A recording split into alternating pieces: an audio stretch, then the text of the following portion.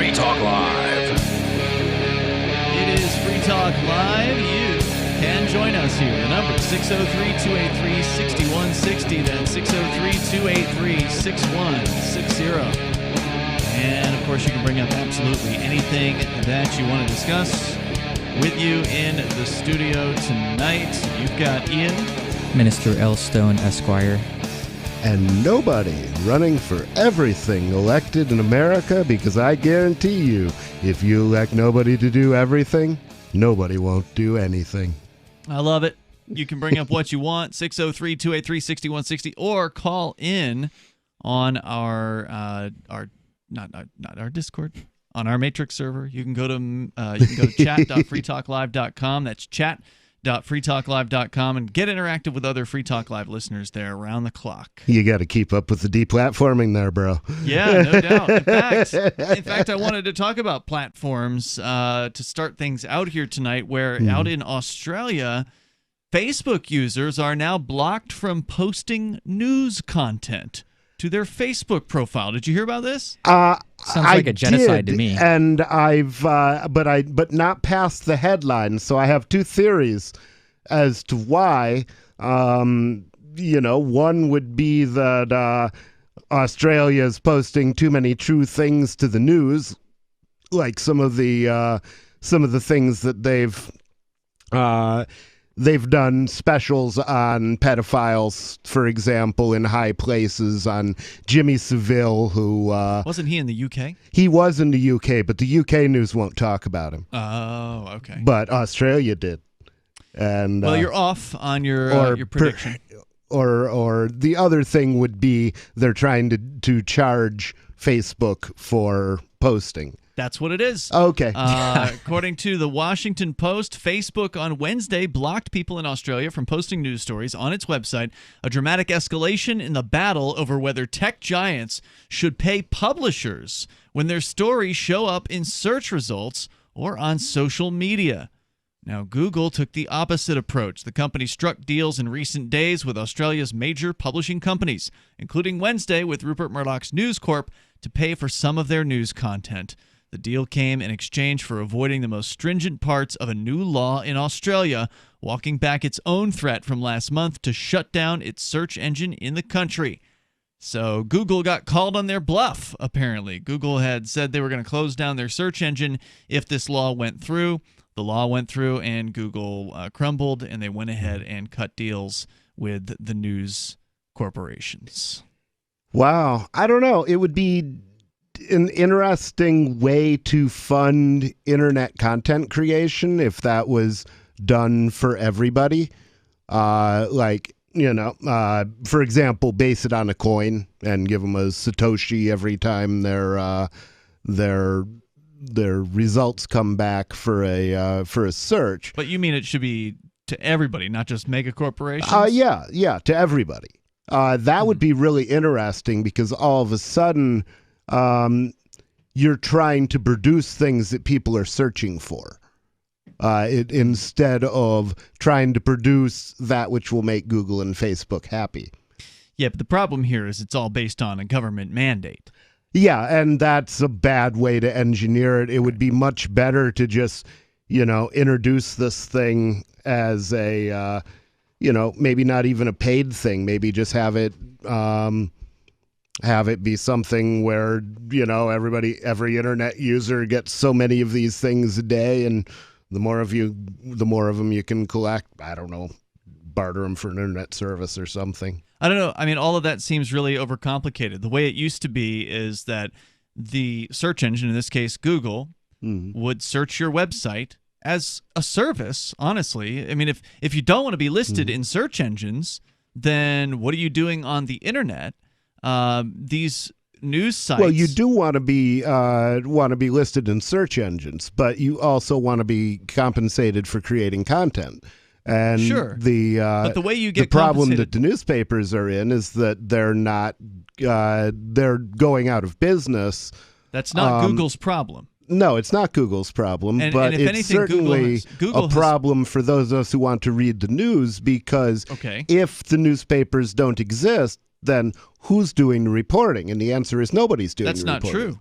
I mean, nobody you can report, actually, I anytime can you report, want to from electnobody.com and freekeen.com, where you're also a blogger. Right. And one thing we've seen... But I don't do that professionally, and No. I don't do it well because I'm not a journalist. That's not my job. I don't even think most of these so-called journalists do it particularly well. I mean, they're not in a lot of cases. I don't think they do either. It would be nice if there could be a way that people could get compensated in based on how many people are actually reading and appreciating There's content. a token for that. Really? What is it? Well, there's more than one, more than likely, but there's Library Coin, LBC. Library Coin is one for video. There's also one. You can publish anything on Library, as far as I called, know. I think so. I'm not. Basic attention don't quote me, but token. I think it's a file hosting platform. So the thing is, what files do people want to access from the World Wide Web? Videos. Now, you don't have to pay on Library to watch a video, but you can. You have to pay to post, though.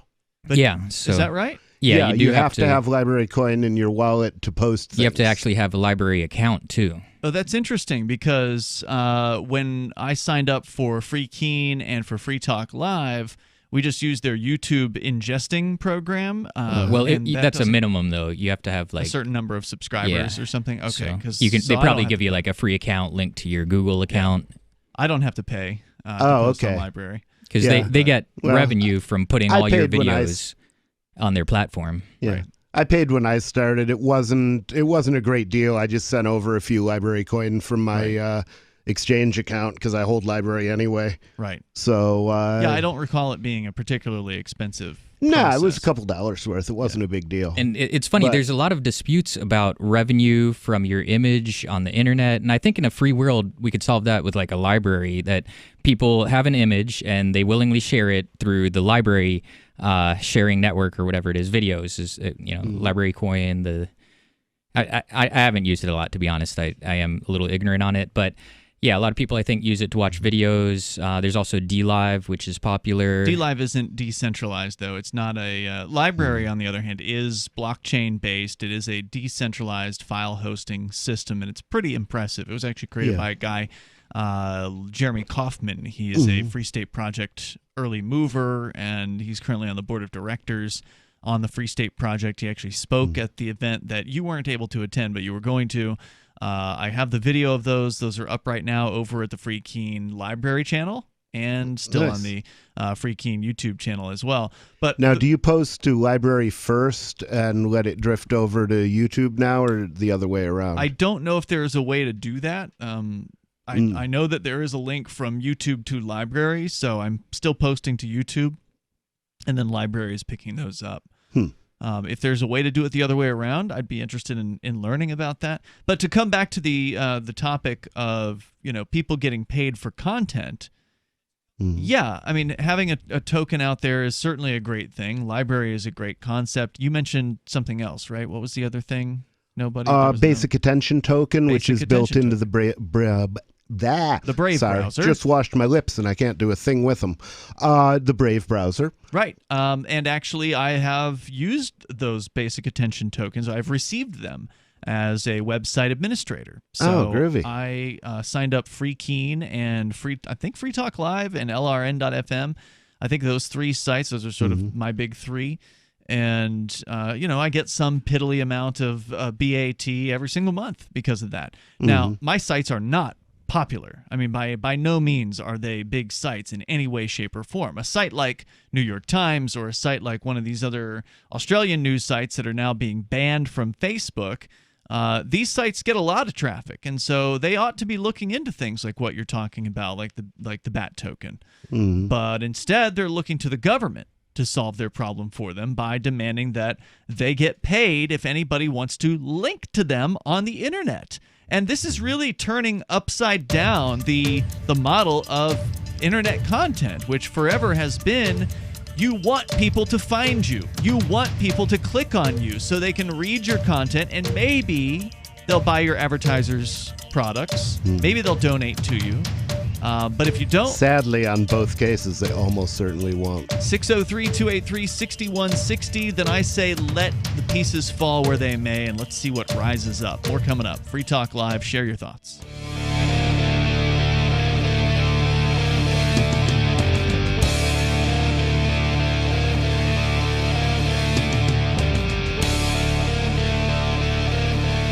is Free Talk Live, and you're invited if you want to join us here on the radio. The number is 603-283-6160. That's 603-283-6160. We'll talk more about what's happening in Australia, and this may be a problem because it may spread from Australia. And I'm not talking about some new coronavirus variant. I'm talking about government-mandated payments to old media providers, meaning old media news providers. We'll tell you more about that coming up here in moments. With you in the studio, you've got Ian. Minister L. Stone, Esquire. And the it that you stick to the man when you stick it to the man. Let's go to the phones here. We got Steven Zeiler on the line from Anypay. Hello, Steven. Hey, guys. Calling again. I'm so excited for everyone who hasn't heard about the most fun event this summer. It's June 28th through July 4th. It's Who hasn't heard about that? Forkfest.com. Well, there are thousands. Is there someone that has not There's heard always about this? somebody new, Stone. There's lots of tuning people in. out there. Forkfest.com. It's going to be really fun. And now, you've been there before. You've seen the cultural center of Forkfest is the Dome, where we have the space disco. Last year, lots of people wanted to rent the Dome. It's this huge, gorgeous building that we build. That's right. And people rented it. They put on classes. They were putting on activism, and it's now available for everyone to book at forkfest.com/dome. Ooh. All right, cool. So Okay. what does it take? Groovy. Yeah, so you can rent the Dome by the hour. What does it cost for an hour? Well, what you get is professional video recording. Ooh. You have all of the lighting is set up for you. There's amplification, and it's this huge place. You can have your VIP event. You can have a class. Last year, How to safely one shoot vendor up made a whole bunch heroin? of money. I don't think that's going to be included, Stone. You can rent it for at forkfest.com/dome. Groovy. How much does it cost? It costs $100 per hour. You can rent for Nice. 30 minutes, Are 1 doctors hour, allowed? or 2 hours. That seems like a pretty reasonable rate, given that you're including sound equipment, you're including lighting. I mean, that's that. So basically, you just bring your content, and you don't have to worry about the technicals. Is that right? Yeah, and say you want to throw a concert. There's already one Forkfest attendee who wants to rent it 3 different nights to have 3 different musical events. Wow, Nice. that's amazing. So I expect it to fill up relatively quickly, and once it starts filling up, we might have to raise the prices. Okay. Any objection to strippers? You can do anything you want that's legal and or lawful and ethical. Okay, groovy. There is a difference And between clean up after legal and yourself. lawful. Any man can Lawful- make a law, but you can do legal is what's in anything- your heart. No, that's the opposite. The law is a natural thing that exists outside of yourself. Natural law. So that's legal Yeah, for the individual legal that has is- a true is- heart. Yeah, right. Well, As opposed to Stay statutory law. stay Yeah, that's a ethical, good point. and, Have you you studied can the law rent- much, you can nobody? rent it. I know It's you were the really victim Okay, of it. guys, sorry, you got to be careful, Stone. We've got Okay. a guest on the line. You don't want to talk over him. Sorry, go ahead, Steve, go ahead, go ahead. Stephen. You just go and click the time you want to register, choose how long you want it, and pay right there, and then it's done. And then we'll work with you to make your experience really great. That's cool. And that's forkfest.com/dome. That's right. All right, excellent. And for everyone else there, of course, you can go to forkfest.com to add your business to the map so you can compete to win the most Bitcoins from the other attendees. I love it. I love it. Groovy. Stephen, anything else you want to share tonight? Well, I'm fascinated to hear about this forced payments to media companies in Australia. I Yep. mean, they're already forced to pay for all kinds of things. It's a socialist country, so everyone has Sure. to pay for all kinds of stuff they don't want. It's kind of like Porkfest, where you got to buy a ticket that pays for all kinds of stuff that you don't care about. Yeah. And well, at Forkfest, you don't have to pay for stuff you don't like. You only pay for the services that you want. Yeah. That's a great Actually, point. I don't know. I bought a ticket for Porkfest last year just because I like it that they're there, and I like it that they do what they do, even if I don't attend all of their events. But I bought it willingly last year because it was the one year I knew they weren't going to bust my balls about it. I also bought a Porcupine Freedom Festival ticket last year, and that's because I supported their decision to decentralize their festival for the first time in many years, and so I wanted to show my support for that, and I was able to pay in gold backs, so it was pretty sweet. Yeah. I bought 4 tickets last year because they were 25% the price. Huh. Nice. Well, I Steven? think that it's happening again this year, the Pork Fest, and you can rent the Dome during the Pork Fest too. We'll be there for part of the Pork Fest and all of the Fork Fest. I love it. Thank you, Groovy. Steven Zeiler from anypayinc.com and forkfest.com. There he is. And we Hope will you have a nice- continue. Thank you. Yep. We'll continue with your calls. Welcome. You can bring up anything that you want to discuss. And we're going to continue also with this news out of Australia, where news corporations like News Corp, which is owned by Rupert Murdoch, have come to a deal with Google. Google will be paying them for some of their news content in order to have the legal ability within the jurisdiction known as Australia to actually share that content with their viewers, with the users of Google. So it used to be on the internet that if you had content you wanted someone to see, you would get that, put that content out there. The companies like Google, search engines, as they are called, would index your content. And then when somebody was searching for something relevant to your content would show up, and then hopefully they'd click on it. And then you might get some revenue if enough people click on your story and they see your advertisers. But what you were saying was that doesn't always work out. It doesn't always. And, every process is imperfect, and I think eventually there will be an equilibrium that works, because people want to have content produced, and so they're going to find a way to pay for it, or they won't get what they want. Well, right. That's kind of how I feel, is that we don't need to have the government stepping in here, and I don't think you're advocating for what No, the not at government's all. doing. I think it would be good to have some kind of payment system that underlaid the internet. I think that would be a good thing if it was based on, for example, tokens that were traded for service or something like that. But that's something you can do architecturally you don't have to do that through law. And as a matter of fact, if it's done through law, then you're pretty much stuck with the first implementation you come up with, which might be crap, Right. So it's much better to have many people trying to do this in many Different ways, things, yeah. and see what works. Agreed. And that is going to be the trap here, is that they put this system in place, and now it's part of the government, which of course almost never changes. It's a stacked deck. It's a rigged game. You can't win against someone that has all the cards. Indeed. 603-283-6160 is our number. If you want to join us, you can, especially if you're down under and you want to weigh in on what's going on down there. News sites banned from Facebook in Australia. It's Free Talk Live. And of course, you can bring up anything that you want to discuss.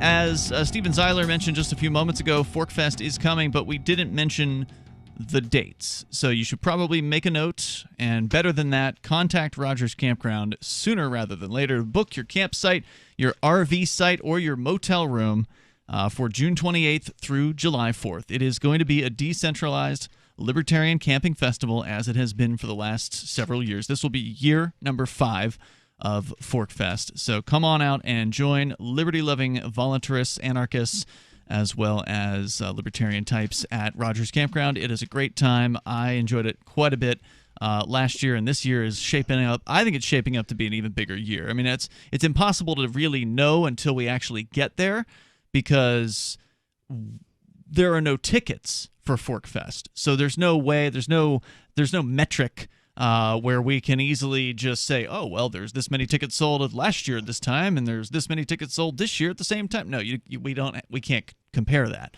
Yeah. So we just kind of have to show up and see how it goes. But what we can look at, for instance, is we can look at what is going on like digital indicators like the chat room, like the Telegram chat room that we have. You can link to that over at forkfest.party. And we've seen new faces coming into that chat room, introducing themselves, saying they're planning on attending Forkfest for the first time this year, visiting New Hampshire for the first time. And so there's a number of people that have been coming in there, and it just sort of gives you an indicator that there's definitely going to be some new faces showing up. Yeah. And Nice. I think that's definitely a good thing. So go to forkfest.party. You can learn more about the event June 28th through July 4th. That's forkfest.party. And I was able to call this week and register the campsite for Free Talk Live, which I had not yet done. And because I waited, there were the peak campsites, the peak RV sites at the top of the hill.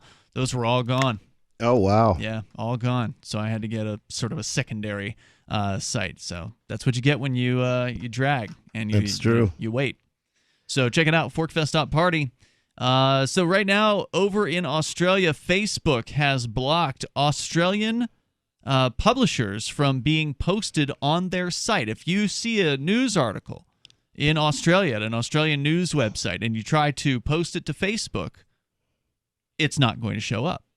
In fact, if you go to the news publisher's website, or not website, if you go to their Facebook page, there's no content there now. So even their own posts are not showing up on Facebook. Wow. Yeah. Wow. So the Facebook ban blocks posts from any Australian publisher being seen anywhere in the world, and blocks all users in Australia from seeing any news content, even from non-Australian publishers. Oh, wow. So it's an Australian news embargo. Basically, the move apparently caught up. There are lots of other reasons that they could want to do that. That Facebook wants to do that, you mean? Treating people like children, paternalism. That, or, maybe there's something they don't want people in Australia to know. Maybe there's something happening in Australia they don't want the rest of the world to know. Well, it could be, but this all came from not a decision that Facebook made, but a decision the Australian government gang made to mandate that anyone posting links to these Australian news websites has to pay the Australian news websites, or else they'll be subject to some sort of liability punishments. That's assuming that all these entities operate independently, and that's not clear. That's a really good point. When you say these entities, you mean assuming news that the websites? people making the decision for Facebook are not the same as the people making the decision for the Australian government, for every other government in the world. Well, I mean, that may be the case, but then if they were all the same people, then why Maybe they're using robots, theater. I think is what nobody's trying to say. Well, no, I'm saying maybe it's puppet theater. They in could that use, like, we the want to internet create a justification to shut off news to and from Australia, so we're going to computers. dust up this controversy, and that will be our excuse for doing that. But if that's the case, then why allow Google to pay and show the news? I don't know. Well, that's because this is about money. It This may is well about be. this is about No, giving. that's a subterfuge. These what do you think bigwigs it don't is? care about money. Absolutely it's about they do. control.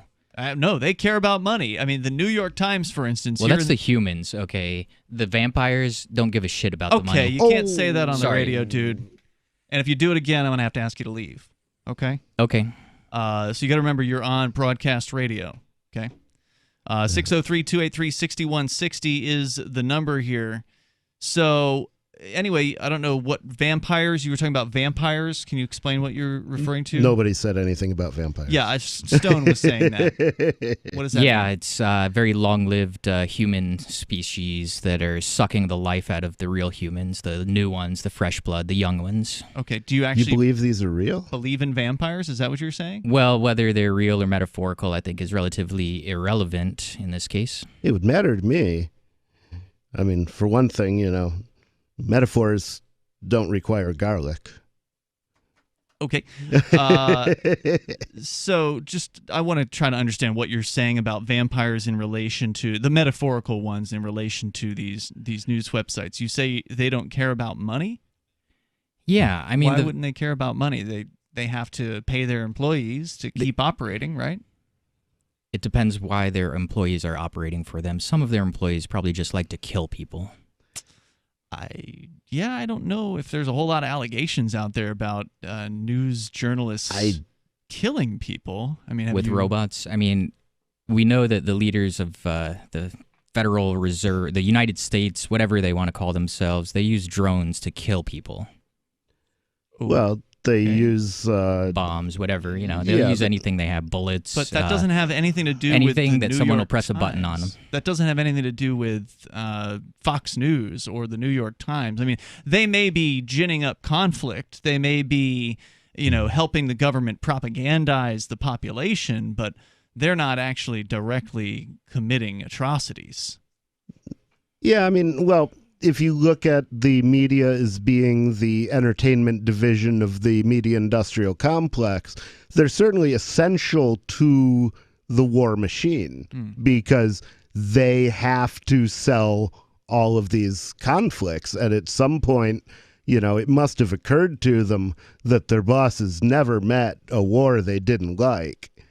I mean, they're part of the war machine. There's no doubt. Yeah. But their part is the propaganda arm of the war machine, not the actual murdering arm. Yeah, I mean, they don't do the actual killing. No, just like politicians don't do the actual mayhem that's required to enforce the laws they pass. But they certainly have a share of the culpability for it. The reality of it, Stone, is that these companies still have to make money in order to And they exist. take advantage of people's boredness. People are bored, and they can take advantage of that by controlling their attention. If you control someone's attention, you can teach them. You can control their minds. You can shape them into whatever type of human you want them to become as an adult. They do all of that. They force them into indoctrination centers, and then they teach them to do whatever they're told by their superiors, the authority. It could be an AI for all we know. Well, I mean, there are actually like physical places where the news people gather and produce their shows. But you're right about the other things that you've said, that they are absolutely a propaganda wing, and they are brainwashing people, and they're doing the same thing in Australia as they are here in the United States. But the reality is they still need money in order to operate that propaganda. They need money. I'm glad you brought that up. They need money to pay the producers. They need money to pay the cameramen and the editors and all the people that play a role in that production.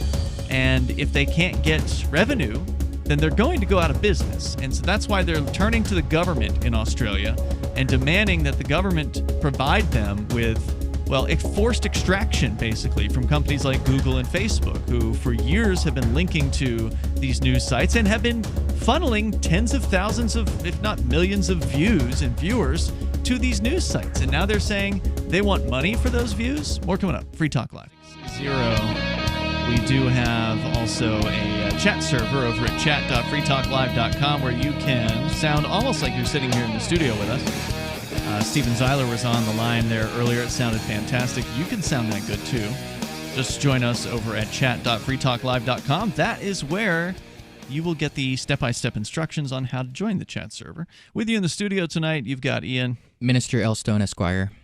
And nobody. And we're talking about a disturbing story out of Australia where they are telling news media, they're telling websites like Facebook, Google, and in theory any other site, I'm guessing, I obviously haven't read the law, but any site that is based in Australia or has Australian users, that if they link to an Australian news website, that they now have to pay that Australian news website because you linked to them. So because you did them a favor, remember back in the old days, the old web links or the web, what do they call them? Link exchange. Link exchanges? Yeah, thank you for that. Way back in the day on the internet, it was like you wanted people to link to you. You wanted people to find your content. Yeah, it was playful. It was loving. It was something that you do to get satisfied, that you get engagement with your community. You reach out and you engage them, and it amuses you. You feel comfortable among them. It makes people confident adults if they're brought up in this kind of environment. Where people are linking? It seems like you've gone a little bit further than I would have to describe the linking process there, Stone. But yes, I would say it was a mutual appreciation society to some extent where you would usually trade a link, right? You found a website that you like, so you link to them, and they hopefully like you back, and they link to you. Things aren't like that anymore. Now they're saying you've got to pay if you want to link to them. And so therefore Facebook they just said, no, we'll just go ahead and ban all Australian news sites. Doesn't matter if you're in Australia or you're out of Australia.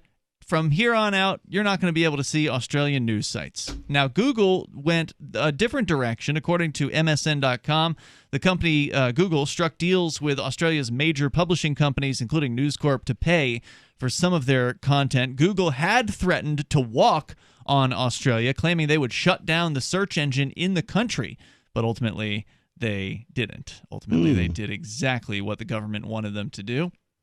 So Facebook is actually doing kind of the right thing in this particular case by refusing to bow down. I mean, they could just go ahead and keep operating and keep posting links, I guess, as long as they don't have an office in Australia. So if they've got an office in Australia, then that gives them sort of a legal nexus within that jurisdiction. If I were them, I would close the Australian offices, post with, and then, keep just letting people post whatever they wanted to their Facebook accounts. Yeah, I don't know what the impact of that would be legally. That's an interesting question. It seems like if you didn't have any property in Australia, what could they do? I mean, if they were the United States, they would do whatever they wanted to, because that's where does an 800-pound gorilla sleep? And, certainly we, our treatment of an Australian subject, Julian Assange, has had no respect for the fact that he had no nexus in the United States. Yeah, he had no nexus in the United States. He was not an American. He was not That's a good point. beholden to their government. He was not subject to their laws in theory, but yet he's being extradited here. Where has he ever been to America? I don't think so. I don't think so either. The Facebook ban blocks posts from any Australian publisher being seen anywhere in the world and blocks all users in Australia from seeing any news content, even from non-Australian publishers. The move apparently caught up some government websites that posted information about emergencies, fires, and weather. The reaction in Australia was severe. The Australian Communications Minister, Paul Fletcher, told the country's public broadcaster, quote, Facebook needs to think very carefully about what this means for its reputation and standing. They're effectively saying, on our platform, there will not be any information from organizations that employ paid journalists. No, that's one way to look at it. Another way to look at it is Facebook is saying, we're not going to pay this extraction. We're not going to pay this fee, this demanded fee, this completely arbitrary fee that was cooked up by the Australian government gang in order to simply link to someone, in order to do somebody the favor of exposing them to their audience. I mean, that would be the equivalent of us having to, should we have to post or should we have to pay Fox News every time we want to share one of their news articles with our audience? Because that's equivalent, the equivalent of what they're saying here. Yeah, we actually share a lot more information from the article than Facebook usually does. Yeah, that's true. Facebook will usually give you one paragraph. Right, and we are within, under the government's rules. Now, I don't know about Australia, but in the United States, under copyright law, they have what's called fair use. And I'm not going to claim to be an attorney or an expert on copyright law, but my understanding is if you're using copyrighted material for the purposes of commentary or for the purposes of news, then you can utilize that copyrighted material for that reason. Sounds like fair use to me. Right. Yeah, or for the purpose of criticism. Correct. Or really, parody. Yeah, so really what they should do is just make fun of every Australian article that they post, and then kind of like they have the fact checkers, only they could just make a joke about each article, and then you'd be within fair use for parody. According to the story here, in a statement on Facebook on Thursday, the Australian Prime Minister Scott Morrison slammed the tech giant for blocking pages that contain vital public information. Facebook has said they would reinstate those pages that were inadvertently impacted. Quote, Facebook's actions to unfriend Australia That today. wasn't inadvertent, I don't think. I think it was, look what we can do. Yeah, could be. The bureaucrat said, this is again the Scott Morrison, the Australian Prime Minister, said Facebook's actions to unfriend Australia today, cutting off essential information services on health and emergency services, were as arrogant as they were disappointing. These actions will only confirm the concerns that an increasing number of countries are expressing about the behavior of big tech companies who think they're bigger than governments and that the rules should not apply to them. That's the real thing. It's a question of who has the power. You know, does Facebook have the power or does the Australian government have the power? Well, the Australian government crying out that we can't communicate without you kind of says that Facebook has the power. Yeah. So, yeah, but, you know, I still don't look at this as that important because it is an internecting battle, I think, within the organization that is, you know, whatever you want to call it, George Carlin's club or the ruling class or the powers that shouldn't be. The powers that shouldn't be or the powers that be. You know, it's still an internecting struggle. Facebook had less to lose than Google, which had threatened to completely shut down its search engine in the country by escalating the fight further. According to Johan Lindberg, a media professor at Monash University in Melbourne, he said, quote, Google also appears to be more in tune with what the community wants and seems to take social responsibility somewhat more seriously than Facebook.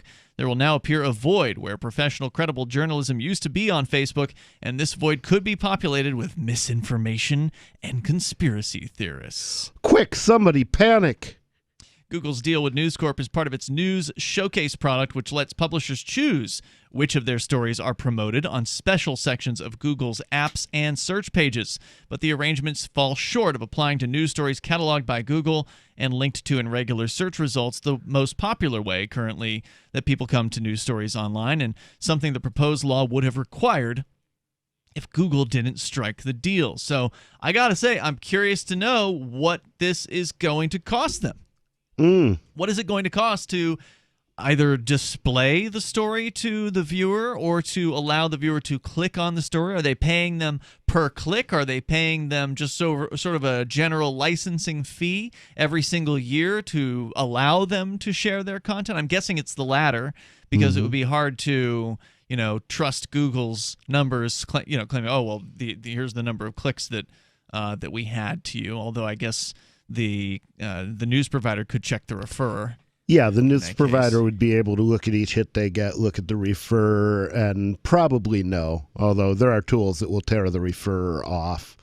I use some of those. Stories from the Wall Street Journal, New York Post, Sunday Times, and other News Corp publications from the UK and Australia will show up in special panels on the Google News app, on the search home screen on mobile phones, and on Google News on desktop computers.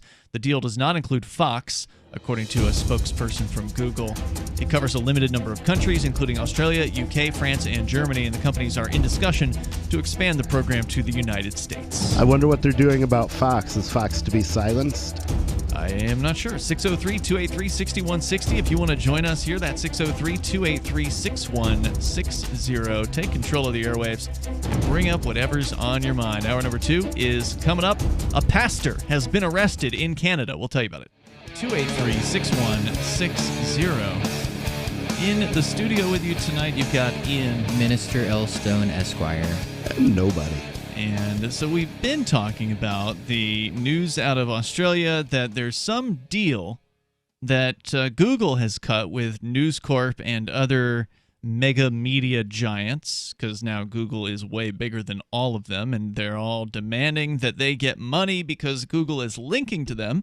And a new law in Australia is saying that they have to, or else. And so Facebook said, well, we'll choose or else. And we're just going to go ahead and walk. See you later, said Facebook. They are just basically banning any kind of linking to Australian news content on Facebook, effective, I believe, yesterday.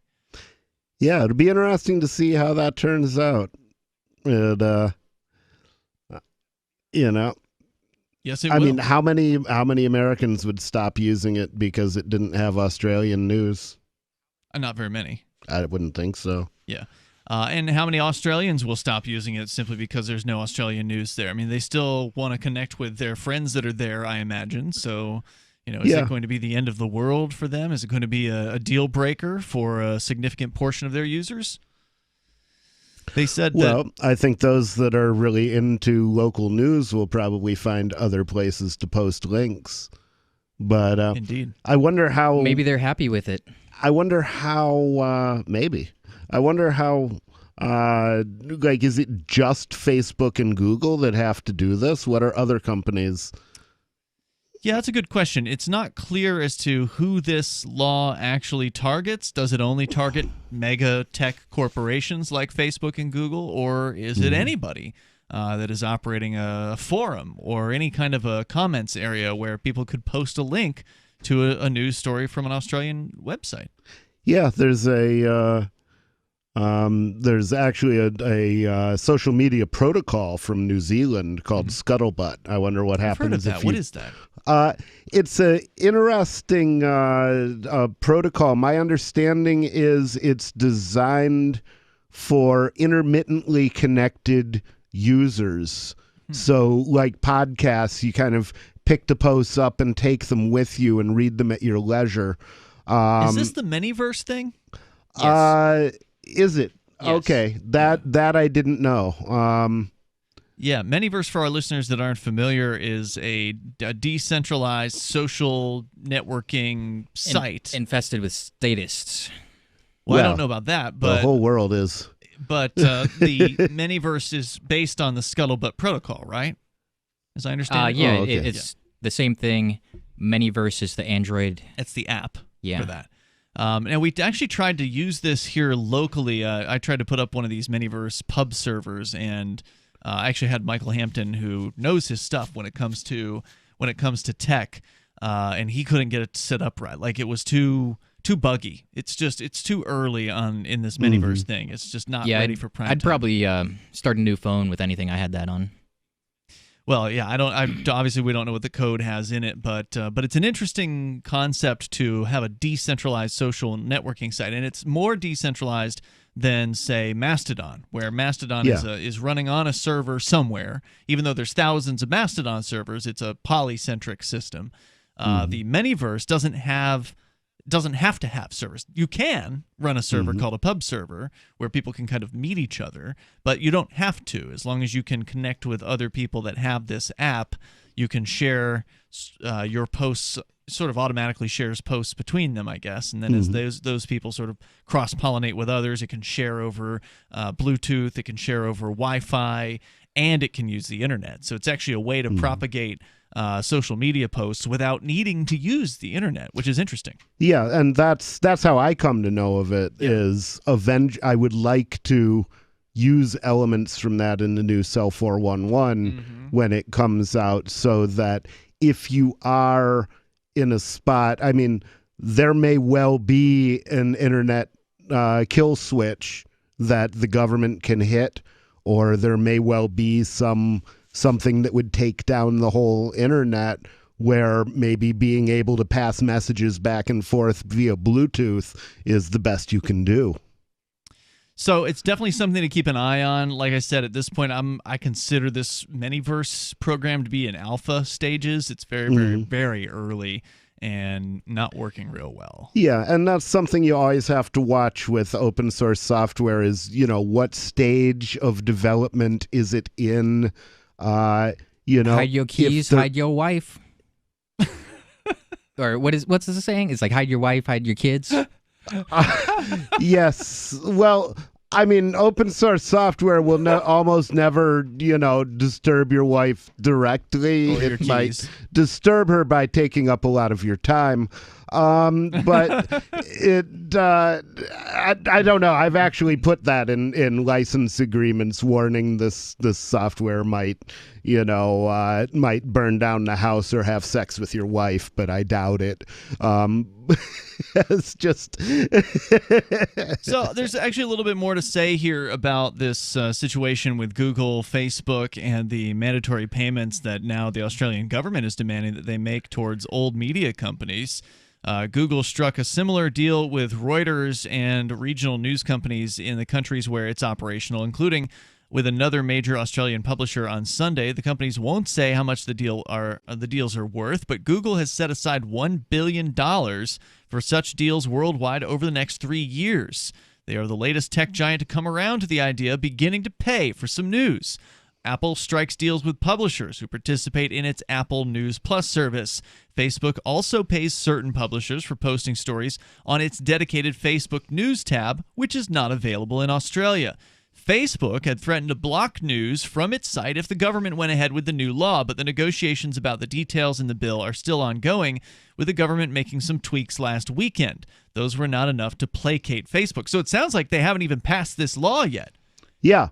Yeah, I don't believe they have. So this is Facebook all a is negotiation. Yeah. This is all a negotiation tactic. So Facebook is preemptively doing this. They're saying, and Google is preemptively paying up before they get ordered to pay up. Wow. So they're basically they want a better deal. Google basically is afraid that it looks like the Australian news companies are using their government as a weapon against Facebook and Google is scared and Facebook is not. Yep, I'd say that's a summary of what's been going on here. Yeah. The legislation seeks to penalize. Now, this is what Facebook's managing director in Australia and New Zealand, William Easton, said in a blog post. He said the legislation, quote, seeks to penalize Facebook for content it didn't take or ask for. Unlike Google, which scrapes news sites and puts links to stories in search results, publishers willingly choose to post their news on Facebook to win traffic. That's an interesting distinction. That is an interesting distinction, but either way, your stories aren't on a web server unless you put those stories on a web server. Or someone else does. Nobody is putting these Australian companies' stories on web servers. They're doing it directly. They're putting it out there publicly to be seen. But then they're going to Facebook and they're posting a copy there. They're posting a link and there. Then they're copying. So they're pushing a copy to Facebook as opposed to Google, whom they just let pull. And everybody can pull from them. The Facebook executive continued to say, "We were prepared to launch Facebook News in Australia and significantly increase our investments with local publishers. However, we were only prepared to do this with the right rules in place. We will now prioritize investments to other countries." So they're walking from the deal. Google's deal with News Corp was especially notable in how the publisher had lobbied against the tech giant in recent years. In the U.S., it has pushed state and federal regulators to make changes in the digital advertising industry, which Google dominates and is a key source of revenue for both companies. Google has raised concerns about a former News Corp consultant helping advise Texas on its antitrust lawsuit against the search giant. The number here for you is 603-283-6160 if you want to join us. 603-283-6160. You can take control of the airwaves here. This is Free Talk Live. 283-6160. That's 603-283-6160. It's Ian Stone and nobody here in the studio tonight. 603-283-6160. And you can join us online at freetalklive.com. We have a social media site that we launched, a month ago at this point. Got a couple hundred users that have made over 1,000 posts since we launched it. So thank you to everybody who is participating there at social.freetalklive.com. We mentioned the Mastodon system earlier in the last segment, and this is a Mastodon-based site. Now, what is Mastodon? It is a decentralized, open-source, polycentric social media system. And so we're running our own social media site, which cannot be taken down by the big tech giants. So if you're sick and tired of Facebook and you're tired of Twitter, then you got to make the move. Stop relying on those corporations and either put your own Mastodon online if you've got the technical chops to do it, or join one of the thousands of existing Mastodon instances out there, one of which is run by Free Talk Live, and that's social.freetalklive.com. So very much agree, and the hard part is getting to critical mass. It is. To where, the John McCaffreys and the Libertarian Party and all of the various people that you want to hear from are represented on on Mastodon. Mastodon. Yes, Satan? Yes. Satan. Well, the good news is there are people who have already kind of taken that to heart, nobody, the concern that you have, and they've created bots that automatically repost content from some of the larger personalities that you might be interested in seeing. Oh, so groovy. even though the Libertarian Party or whoever it is you're talking about may not already be on Mastodon, someone may have already created a robot essentially to sort of auto-syndicate their posts over from Twitter and copy them over to a bot version of them on Mastodon. Now, that doesn't mean that they're going to be paying attention if you try to respond to them, but at the very least you could see the content that they are posting. And clearly the best bet would be to actually convince them to either start their own Mastodon instance or join one of the existing ones. The more the merrier, as far as I'm concerned. You see, really, if I was doing Mastodon, I would do it as decentralized rather than Hub and spoke. rather than spoke and hub, to where each client was also a server. And so basically each user was posting to their own Mastodon. Maybe they share the instance with a couple of family members or something. Well, isn't that what we were talking about with the Manyverse thing? Yeah, that's similar to how they're constructed, and I believe that their protocol is similar to what ActivityPub does in a lot of ways. I don't know. That's a good question. But I'm not sure. I'd have to look at the code, which one day. So more here on what's happening with Australia, because not that it really matters that much to us because we're here in the U.S., but this could be coming here soon. I agree. And that's the concern, is that this may not just be exclusive to Australia. A lot of times when governments try a new tyrannical thing, other governments are looking at it to see what happens. Like, oh, well, is Facebook going to pay up? Is Google going to pay up? Well, How many people die? Google's paying up. In this case, no one's dying from this, but Boredom. But there are a lot of people who are going to be. There are a lot of people. People die from boredom, okay? Do they really? I think so. If you're stuck in a room with nothing like a rat and only given heroin, you're going to die sooner, I think. Yeah. Okay. Stuck in nothing but a rat? You have to chill with a rat all the time? Did I he say said that? you can have heroin. He says you can have A heroin. rat and some heroin. All the take the heroin. comforts of home. I'll take the heroin. Sorry, guys. Yeah, I'll take the heroin in that case if I give myself my own predicament. Yeah, I don't floats your know. boat. I don't know. I might take the rat. So a little bit more here about this story over in Australia. Okay, I'm sorry.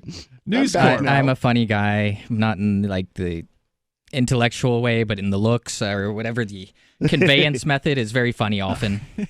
News Corporation in Australia. It's their biggest newspaper publisher. It's the same company that owns Fox News, by the way, and it's been a driving force in lobbying for this new legislation. In a news release, News Corp called the deal a historic success that would lead to significant payments to the company.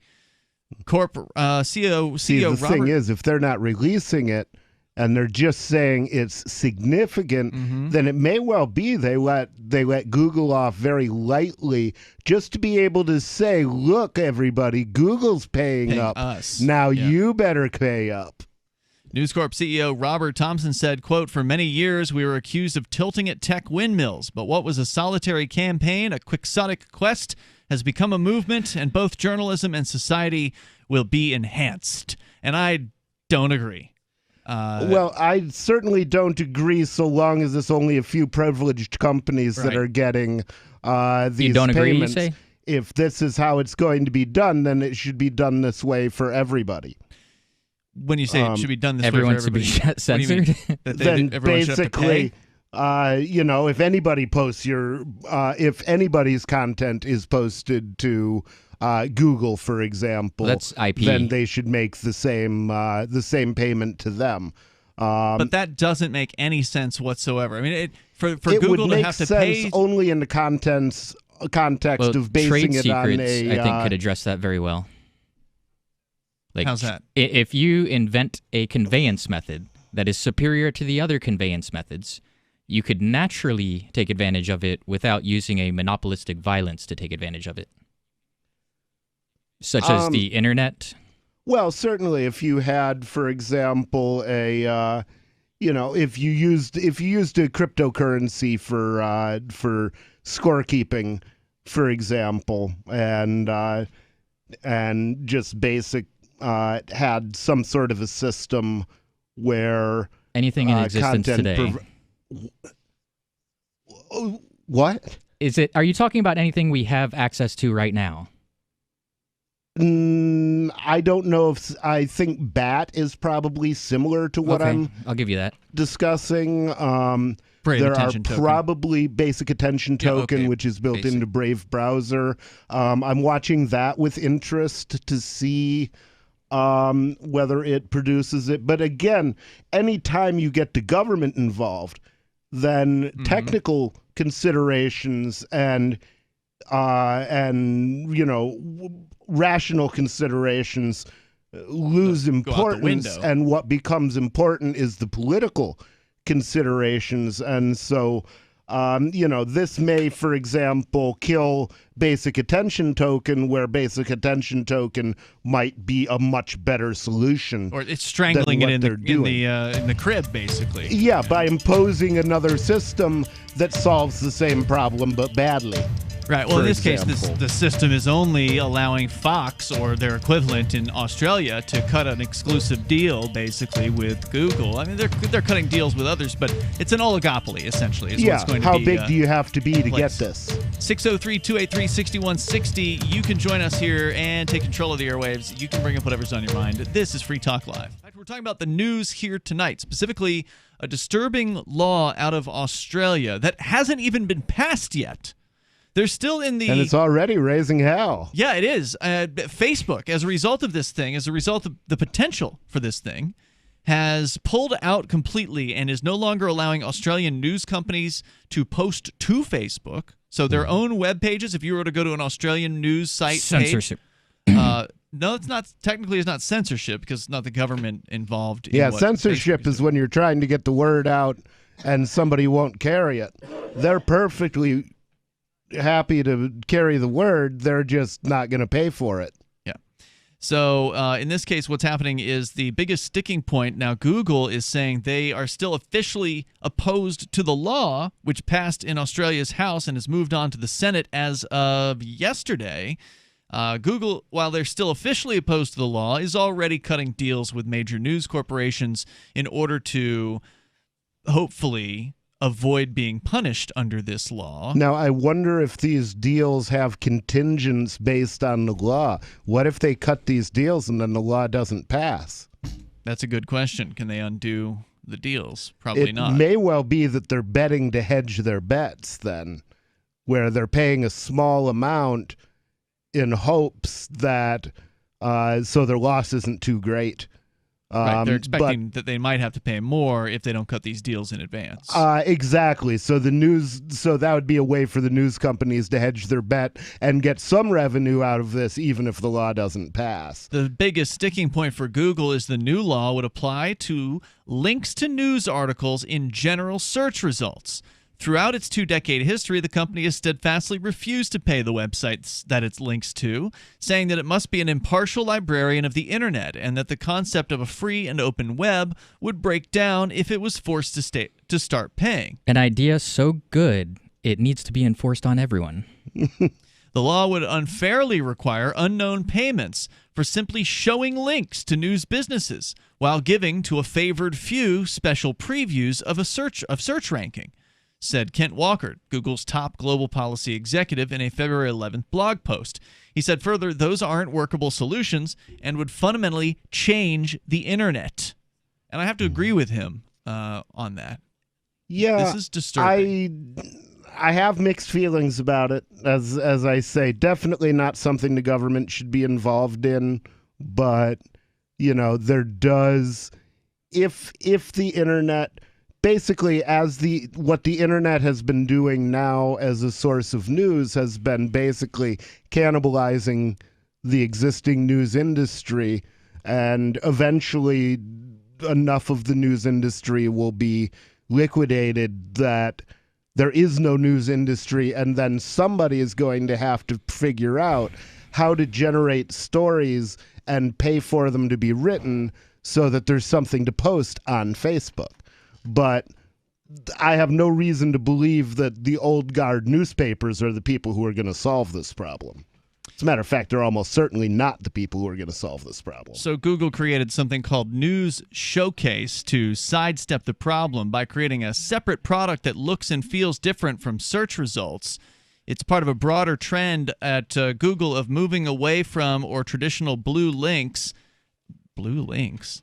And, I guess the color of links. Links turn blue. And adding more curated content, some of it paid for in search results. Google's deal with news publishers show the law is working, even before it's officially been enacted, according to Australia's treasurer and senior member of the government cabinet, saying, quote, "None of these deals would be happening if we didn't have the legislation before Parliament. This world-leading mandatory code is bringing the parties to the table and is helping to pave a way forward where news media businesses are getting paid for generating original journalistic content." Blue links matter. Blue lives murder. So I think you touched on this, Nobody, that the idea is that if this, and it does seem like it's going forward, as this goes forward, it's going to create a very incestuous relationship between mega tech corporations like Google and Facebook, presuming Facebook gets motivated to come on board with it, but Google, etc., and these mega news corporations, to the exclusion likely of the smaller players, the individual blogs, for instance, or small newspapers. I mean, the other thing that Facebook could probably do, I don't know what News Corp is worth, but how difficult would it be for Facebook just to buy up the newspapers and shut them down? Well, I mean, that's the thing. Newspapers are going to go out of business anyway. Exactly. Their stock should not be valued. They've got a lot of valuable assets in the form of buildings, and that sort of thing. But there's no reason to believe that they're any longer the most efficient usage for those things. So I would really like to see the relative valuations of News Corp and Facebook. Yeah, that is a good question. Which of those corporations is the bigger juggernaut at this point? I think it's obviously Facebook. I think it's probably Facebook, but it's hard to say. I mean, News Corp is big. That's Rupert Murdoch. Right. And they are worldwide. I mean, they're in the UK. They're in Australia. Yeah, the New York Times. Yeah. No, that's not News Corp. Isn't it? No. Okay, I thought think the Post. I think New York Post is. Okay, was it the New York Post? Okay, I just got to do a quick recap. Okay. What? Can I do a quick recap? I'm sorry, you guys are going to make me forget what I'm thinking. Okay, so Google is allowing content disseminated in Australia. Facebook is blocking. And Google's paying the content providers. Exactly. So Google seems a little bit better to me in that regard, if you want an answer to that question, or if it was just a hypothetical you wanted me to forget pretty quickly. Well, we weren't trying to get you to forget anything, Stone, but we were having I forget a lot, I'm going to be honest. That's all right. Well, you and Nobody are in the same boat on that one, so it's all right. But I think I've forgotten more than I've learned, to be honest. Well, I think I've forgotten more than you've learned. I think the important takeaway from this is that Google is not the good guy in this case, because they're the ones who are trying to go and play ball with the government here. Yeah, that is true. I got to give you that point. There are no good guys. No, yes. Well, if you're a voluntarist, I can consider you. If your actions are voluntary and you don't have to hurt people to get them to do what you want them to, I mean, you don't have to control them subliminally. You don't have to force them. I mean, you don't have to just overpower their minds, their soul, their body. I mean, are they willing converts? And nobody knows what to say about that. Yeah, you've made nobody speechless. It's Stone. true. Nobody has any idea how to. That is a first, I think, here on this radio. No, program. It's actually not the first time. No, there was this guy who was arguing with me, and we argued and we argued and we argued, and he said, "You've got an answer for everything, don't you?" And I said, "I have no idea how to respond to that." Who is that? Some hater. It was okay. it was a stop freak heater, I think. So it wasn't on the air. No. But he said, "You've got an answer for everything, don't you?" And I said, "I have no idea how to respond to that." Wow. And he was absolutely dumbfounded. There was nowhere he could go from there. Yeah, I like your point that there are no good guys in this. I mean, that's definitely true. I mean, these guys are all mega corporate big tech giants versus horribly violent, terrifying governments. And we're all going to be subjected to it. Yeah, they're fighting over, who gets to eat which part of our corpses. Yeah, where your organs go when you die.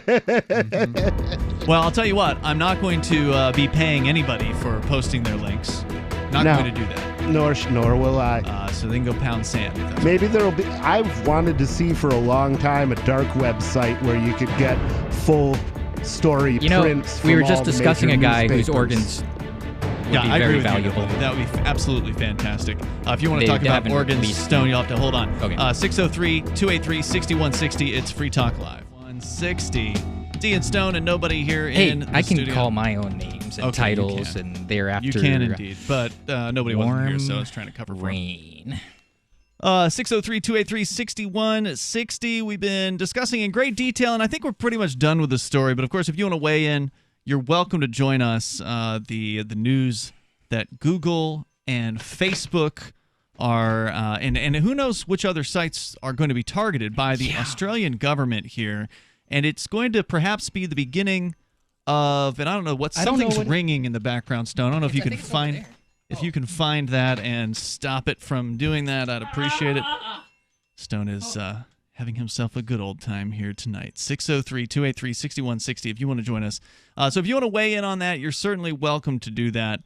In other news, there's some pretty scary stuff happening up in Canada. You may have heard that they have crazy lockdowns going on in Canada. And you may have heard that there are curfews happening where there are literally police cruisers driving down the streets at 5 to 10 miles an hour. I don't know how many kilometers per hour that is, but it's very slow. Just slowly crawling down the streets, playing their sirens at the highest possible volume. It's pretty insane. Well, now they've actually arrested a pastor for violating the COVID-19 public health orders. Grace Life Church's pastor is in custody. And according to EdmontonJournal.com, the pastor of a Parkland County church previously charged with violating Public Health Act orders remains in custody after turning himself into the police on Tuesday, say the RCMP. That's the Royal Canadian Mounted Police. The Canadians are pulling no punches on this stuff. No doubt. I saw a video of a couple of their cops beating up this old man. Really? Take him into custody for COVID crimes or something. It was horrific. So I don't associate that kind of behavior with the Canadians, eh? I think of them as being nice, eh? And, right. Just because their tops of their heads come away from their mouths when they talk, that's nothing to hold against them, man. But well, I guess all that niceness was a cover for a real dark side. I guess the Canadians. On Sunday, the RCMP and Alberta Health Services attended the Grace Life Church to, quote, assess compliance in relation to conditions issued to the pastor on February 7th, said the police in a news release. Pastor James Coates had previously been charged under the Public Health Act for being over capacity and failing to adhere to physical distancing requirements during church service. He was served with an undertaking with conditions. Now, that's a new term for me. I'm not sure exactly Was he served by an undertaker? Yeah, I don't know. On Sunday, police and AHS found Coates was not complying with his undertaking release conditions. So it's like bail. Undertaking must be like bail. I guess. I mean, you undertake to obey the conditions of a contract. Mm-hmm. I've heard undertaking used in that term. It's not always burying people. And the church was not in compliance with the public health order. On Tuesday, Coates turned himself into police, and he was charged with 2 counts of... Oh, God, now he's a cop? I didn't even know people could do that. He was charged with 2 counts in contravention of the Public Health Act and charged for failing to comply with the condition of his undertaking. After a bail hearing before a justice... And what does his undertaker say about that? It's got to be a British term or something, right? Like something It's with the got to British court be. system. The Canadians are kind of British. They're more French, I think. Well, it depends. They've got the Quebecis are French, but the rest are more British. Yeah, they're and all they under were the under Queen. the British crown until the 90s. I think they still are. They're still the Queen's still like the holds Queen some is sort of still position. on their money, I think, but Right. I think they've broken free from the British Empire. Not Yeah. that it did them any good, apparently. After a bail hearing before a justice of the peace, RCMP said Coates was to be released on conditions, but he remained in custody overnight after refusing to agree to the conditions. Oh, interesting. On Maybe Wednesday, they said you can't preach. I bet you they did. On Wednesday morning. They one of the Hold on, things that's offensive to my religion. one of the things that I found very illuminating growing up in Detroit was I remember them on CBC Channel 9, which comes in from Windsor. They were interviewing a member of parliament up in Canada about some law about violence on TV, and the member of parliament said very smugly and proudly, "Well, we don't have a First Amendment up here." Right. Yeah, That's true. I haven't studied it, but that seems a little You absurd. mean the Canadian Constitution? Yeah. Yeah, me neither. But they don't. It's Is true. it Napoleonic or something? I couldn't tell you. It's British. It would not be Napoleonic. They were under So it's got to British have rule. the They Magna had a Carta large, at least. What? The Magna Carta, the British law that The we Magna took with Carta us? is British. It was an agreement that Common law. the nobles forced the king to enter into in like 1093 or something, a long time ago. Still in force. And yeah, it's still supposed to be in force, and it still outlines things that The like big piece of paper basically is what they call it. Magna Okay, Carta. let's try and do this one at a time, bro. And it still outlines things that in theory the king must not do, or the nobles have the right to kill him. On Wednesday morning in Stony Plain Provincial Court, he continued to refuse to agree to the conditions, say police, and a judge's order was issued compelling him to attend court February 24th. According to Inspector Mike Locken in a news release, quote, "We've been consistent in our approach of escalated levels of enforcement with Pastor Coates, and we were hopeful to resolve this issue in a different manner. The pastor's actions and the subsequent effects of those actions could have on the health and safety of citizens dictated our response in this situation." He remains in custody. Meanwhile, the Justice Center... I think we ought to think about putting some money on his books. He deserves it. The Justice Center for Constitutional Freedoms, which is representing Coates and the church, wrote a letter to the Premier, Jason Kenney, to rescind the health orders, which they say, quote, unfairly discriminate as between restaurants and houses of worship. And I don't know, does Canada even have the freedom of religion in that country? I don't think they have a Bill of Rights as such, and I don't believe that they have the concept of limited government, where the 10th Amendment, one of the most important amendments, says that any power that is not delegated to the United States government by this Constitution is reserved to the states or to the people. And there's no such language, I believe, in the Canadian Constitution. I'd love to hear from somebody who really knows the Canadian Constitution to find out if they I have was just any entertaining a absolute question of Napoleonic or French law. It had to do. Sorry to it interrupt wouldn't be you. No, but French. You were It was talking under for quite a the while British there, and I thought Empire. you were done. I apologize if I That's- interrupted you, that's and okay. I do Go have ahead. a thought to make, but I think I might have already made it. Okay. All right, so here's the post from his wife. You were correct, nobody, on your speculation that he wasn't allowed to preach as part of the conditions that he refused to agree to in order to be cut out from jail. His wife shared this on some social media site. This is being cited on @TheologyJeremy on Twitter. Quote, "My heart is broken. They tried him in secret.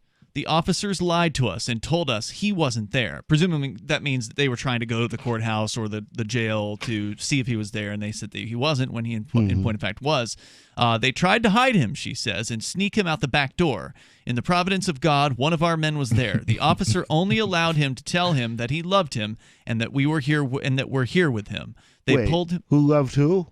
his parishioner, I guess. Oh, okay. Told he him loved to his pastor. Okay. Yeah. They pulled him away. They have remanded him as our lawyer seeks the appeal. The conditions of his release are that he would not pastor anymore. That's ridiculous. And I cannot visit him. Come on, to strip a man of his own title? Well, he can still be a pastor. They're just saying that he isn't allowed to So they preach. put a muzzle on his face. Well, Yeah, he's in a jail strip him cell. of his ministry. Well, he can still minister in jail. In jail, yeah. So, that That's was absurd. If they told me I couldn't carry on my ministry outside Is he in jail, isolation? I would not agree They put to him in an that. isolation cell. I have no idea where he is. I've been listening to the same story you have. Yeah, we don't know exactly where he is. The number here, though, is 603-283-6160. But this is this is how things are now. I mean, in Canada, you get together with some people. I heard about. Sorry to interrupt you, Ian. You don't have to apologize. Go ahead. There's at least a lot of people who have been locked up in Canada at the border or after coming in through customs, and it seems to be involuntary. Yeah, they're locking people in hotels, denying them any but jail food. That's the worst part. I mean, if your family can't even bring you food, that's a jail cell. They couldn't even order it from across the street. That's ridiculous. 603-283-6160, and that's because the restaurant's probably closed in the first place, even if they would allow it. Probably not even open.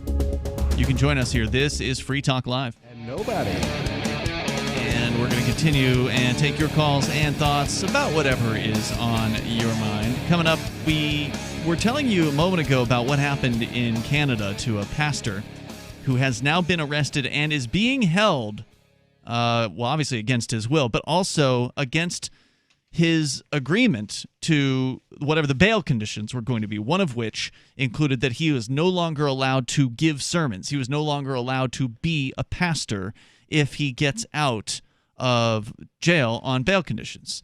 That's And just amazing. that's how it is in Canada right now.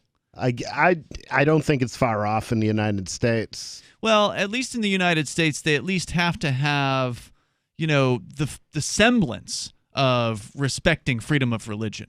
Now, we haven't checked Canada's constitution. If you're from Canada, and you want to comment about what the constitution there says in regards to freedom of religion, feel free, because we know they don't have free Also, speech. we'd like to know why that thing happens with your heads when you talk. Let's go to your phone calls, though. And then I'll give you, if you think it's bad in Canada, it's probably just as bad over in the UK, where the government gang there is telling people that all gatherings are currently against the law. And we'll share that with you on the way. But first, we go to El You Conejo can't even get together to eat our tea and crumpets. in Los Angeles. You're on Free Talk Live. Hello, Conejo.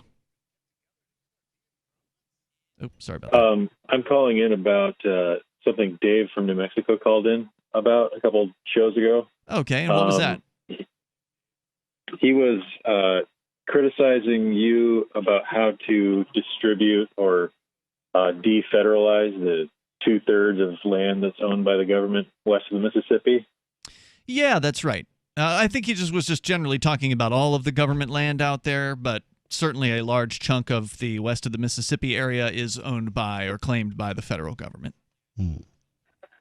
Well, the best plan I've seen for that was the presidential platform from Adam Kokesh, where he proposed giving everyone 1,000 cryptocurrency units called Americoins, and cryptocurrency can have 17 decimal points after it, so 1,000 doesn't really have much to do with anything, but it could be any amount. Mm-hmm. But the idea was give every United States citizen 1,000 Americoin cryptocurrency units, and then auction off all federal lands and buildings and assets on the open market using only Americoins, and that's how he would preside over being the I forget what the term is for presiding over a bankruptcy, but basically that's the best way to do it, because the way Russia did it when the Soviet Union collapsed, just a bunch of cronies got everything. Mm-hmm. But if we had a digital currency that's kind of use specific, I think that would actually work.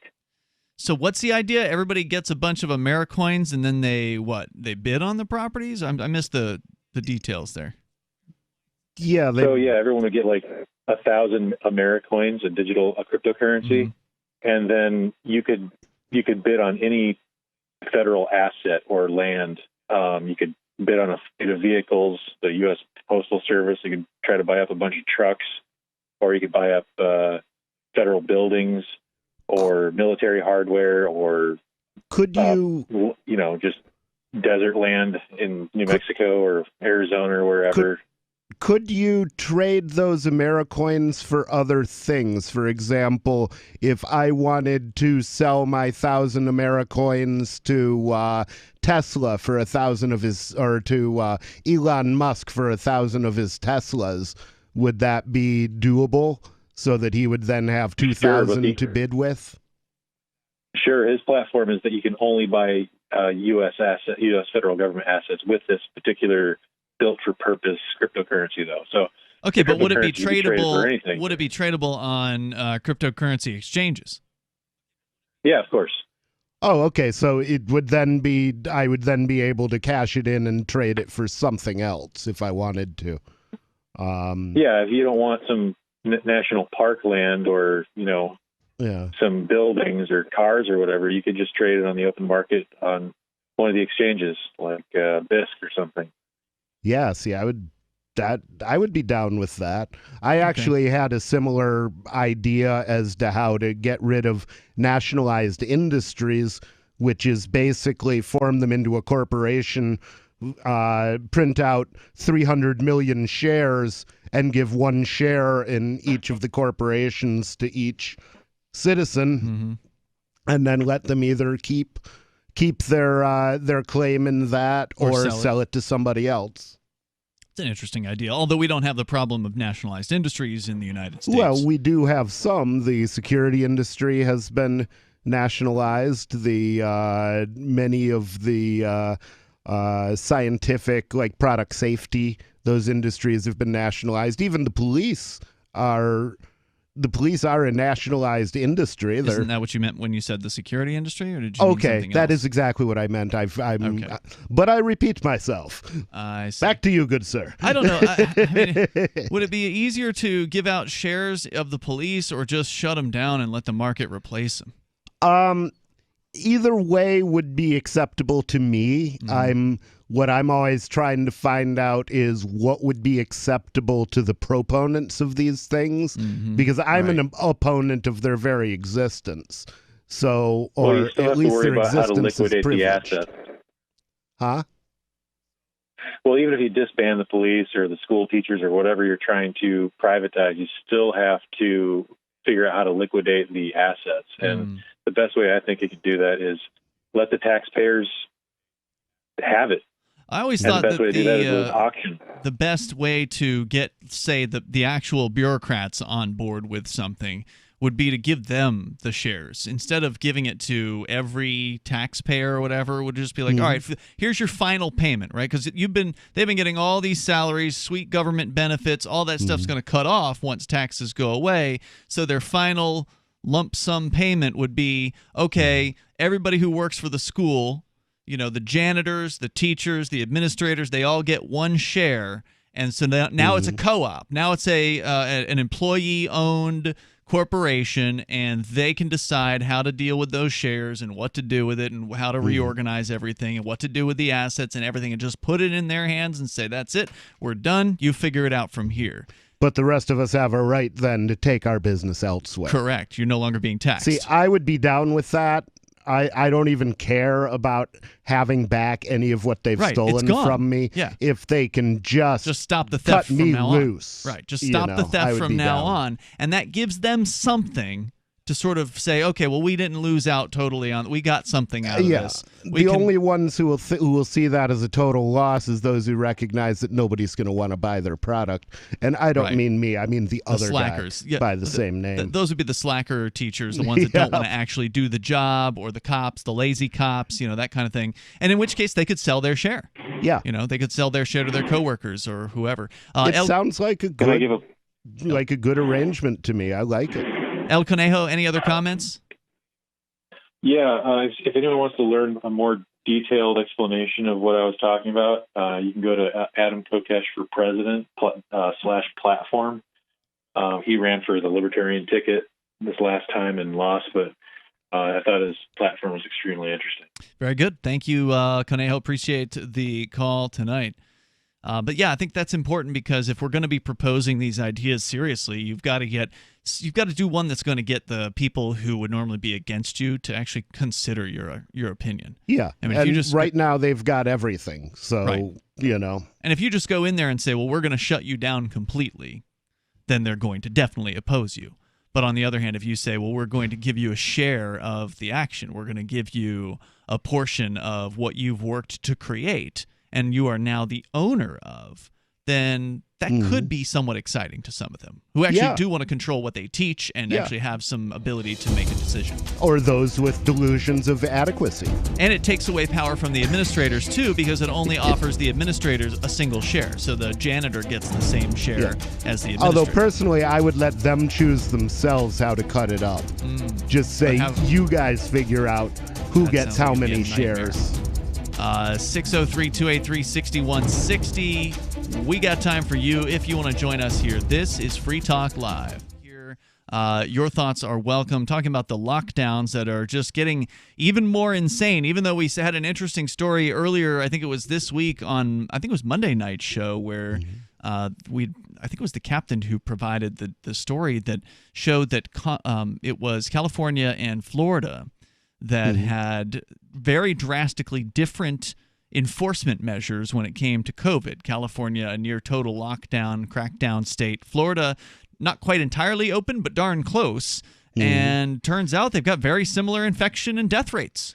Wow. And, I got to say, I posted on Sununu's on a Sununu Facebook. That's the governor of New Hampshire. That's the governor of New Hampshire. That the way that the Florida governor is said to have responded to Joe Biden is exactly what Sununu would have done if he'd had testicles, which is, to tell him to F off. Yes, to that's F an off unconfirmed and story. To go pound sand. Yeah, that story, sadly, as we saw it, was unconfirmed. We could not confirm that story was actually true.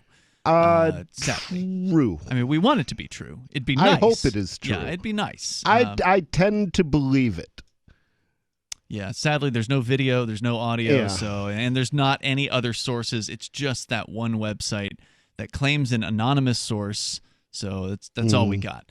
But nonetheless. But then again, if that happened, that's the level of coverage I would expect, because the press is again in love the president no matter what he does mode, like they were in when Obama was in office, as opposed to being in the hate the president no matter what he does mode that they were in when Trump was in office. So I've got another point here, and that is from the UK Home Office. We were just talking about a pastor who was arrested in Canada, and now we go across the pond to the UK. Home Office is basically like the FBI of the UK, right? This is the main policing. Home Office is the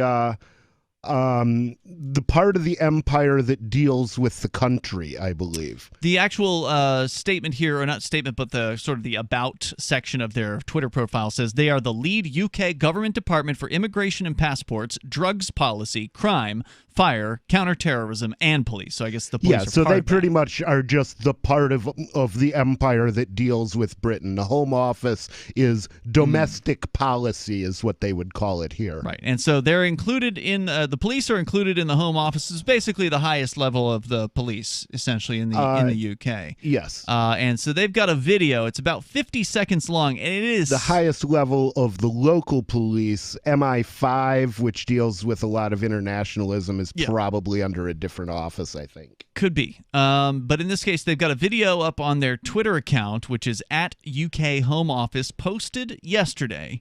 It is 50 seconds long, and it is one of the most obnoxiously made videos that I have seen in recent months. I'm going to try to keep the volume on it quiet. It's just I want to play this for you just so you can have some idea of how blaringly obnoxious this video is. It's just terrible music, and it says you shouldn't go to parties, and it's saying this while showing footage of police raiding a party.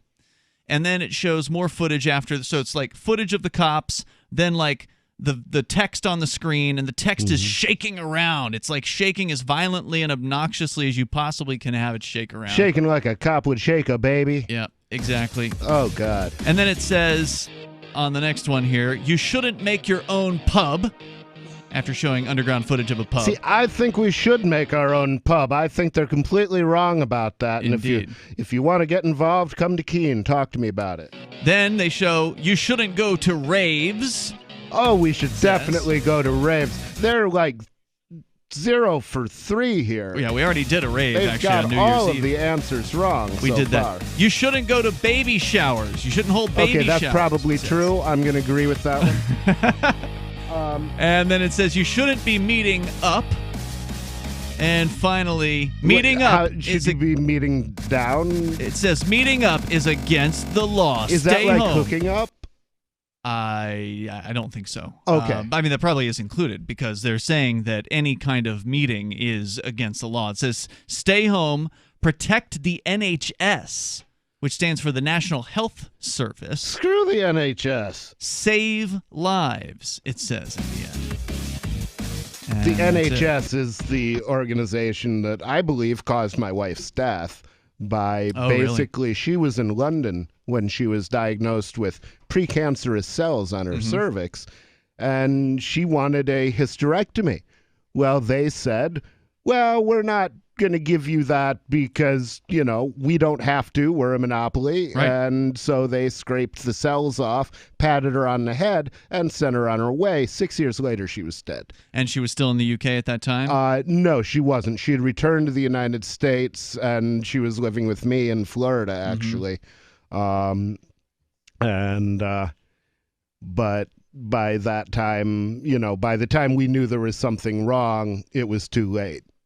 Right. And as we've seen, the NHS has contributed to the death of small children and babies, for instance, where they've refused to give whatever the treatments are that the parents said that the children needed. They further even refused to allow, I remember in one story, they refused to allow the parents to even take their child out of the NHS hospital in order to take it to Italy, where it was going to be given free treatment for the way they wanted. That is absolutely, I mean, that's the kind of thing that, you know, if I had been in a position to take my wife out of the country for good care and somebody had physically tried to stop me, You'd have gone then insane. I would have felt perfectly justified in killing that person. You know, it's like you're trying to kill my wife. I have not only a right but a responsibility to try to kill you right back. In this case, they killed that baby. They did kill that baby. And they did it under the name of protecting their image, protecting their so-called authority. That they said this is that they said this baby shan't have this treatment, and they can't allow it to. So therefore, they won't. Because other people would be upset that their baby didn't get this treatment. 603-283-6160. You can bring up whatever's on your mind here on Free Talk Live. Let's talk about some defiance. You got that story on the way about people refusing to obey. Yeehaw, It's it's about time. It's nice when we see those stories. And of course, if you want to tell your own story, you can join us here. 603-283-6160. This is Free Talk Live.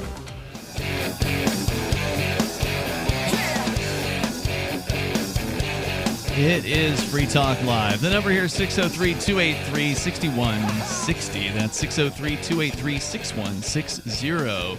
Open phones that allows you to bring up anything that's on your mind. Of course, you can take control of the airwaves, and that is the whole point here on Free Talk Live. As always, I want to say thanks to a Free Talk Live amplifier. In this case, tonight's amplifier is Izzy, who is a Free Talk Live Gold amplifier. That means Oh, is he? Izzy is contributing. Yes, he is. Izzy's contributing $10 a month to the AMP program at Yes, he is. amp.freetalklive.com. Could be a female Izzy. Yes, she is. Yep, it could be an Isabella. But then it would be a she? That's true, and I don't know who it is. Okay. Whether it's a she or a he. So is she a he or is she a she? You'll have to ask Izzy. Okay. Izzy is contributing to the AMP program. amp.freetalklive.com allows you to do it. You can do credit card, debit card, PayPal. You can do Bitcoin BTC if you like over at amp.freetalklive.com. You get some cool perks. Let's go to your phone calls and thoughts, and then we'll talk about some people actually pushing back, defying the various different dining bans out there. Dave. Push, push, push. Indeed. Dave, you're on Free Talk Live. Go ahead. Calling from New Mexico. Love, actually. Is that like Love Actually, Florida Actually? Nobody? Huh? Love Actually. Love Florida Actually. I Actually. haven't seen the movie. I haven't either. So what's on your So, mind? land ho. Land so spreading out so far and wide. Yes.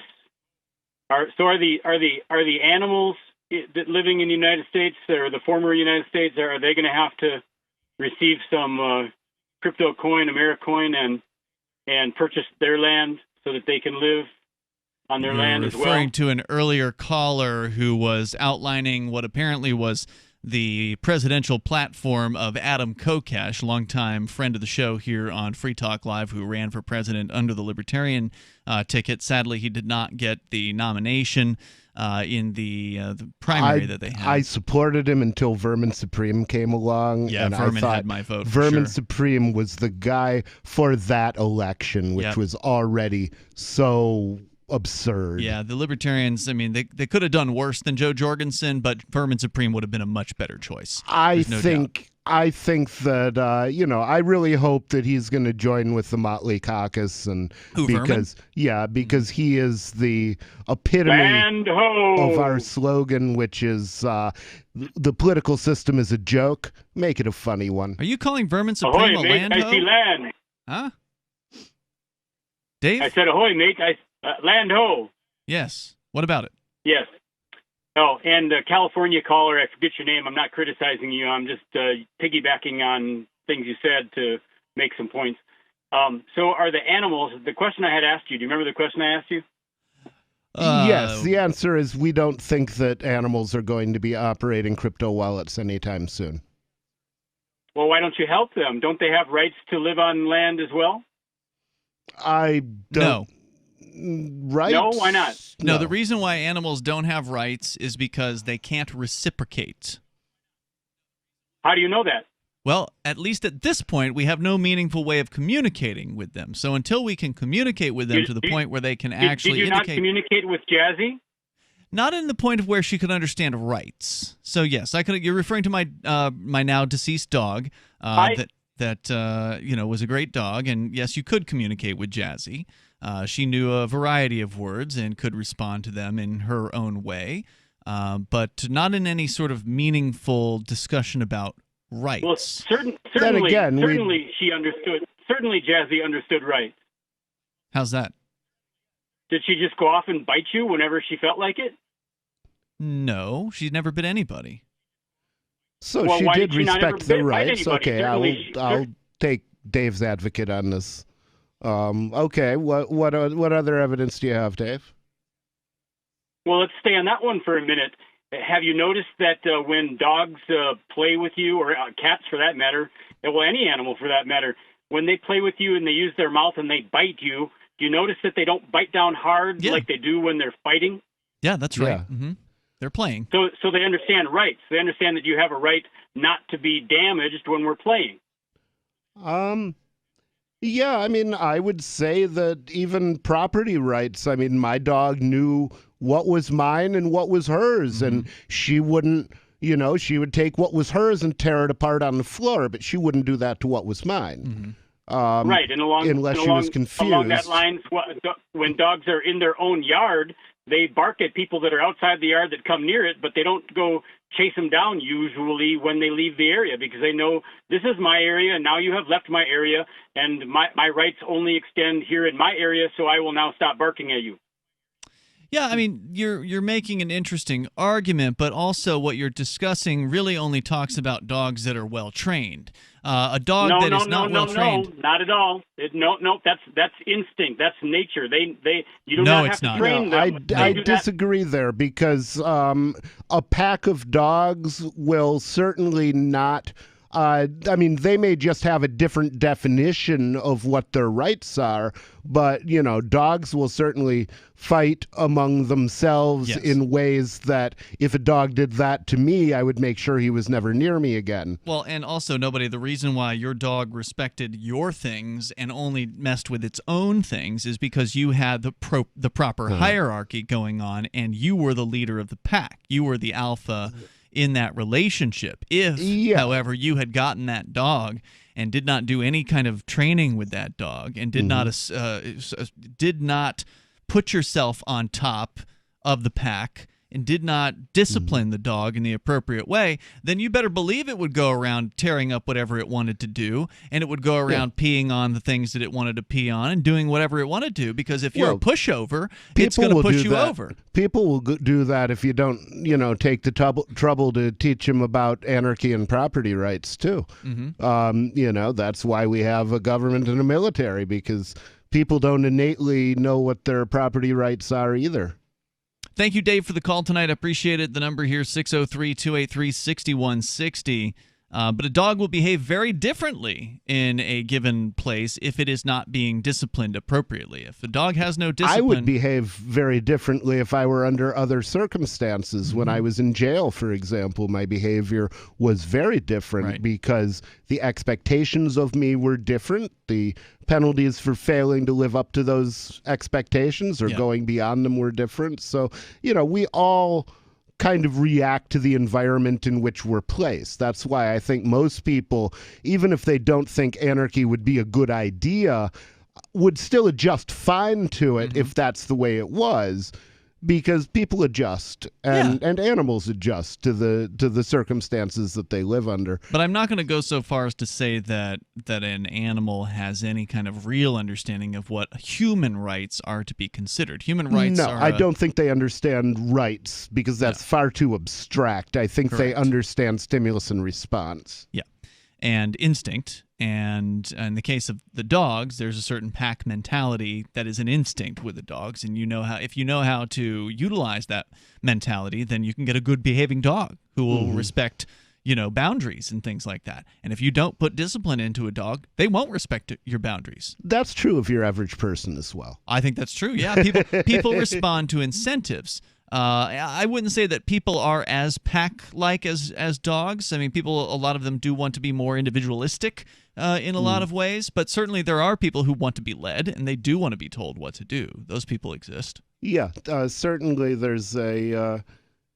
there are people who, and possibly correctly, perceive that they wouldn't make very good decisions for themselves, so they look for an expert, other people to make their decisions, because that is a way of surviving. I mean, it rubs us the wrong way as individualists. But there are people like that. They have an individual right to choose leaders for themselves. They just don't have a right to choose a leader for me. Correct. 603-283-6160.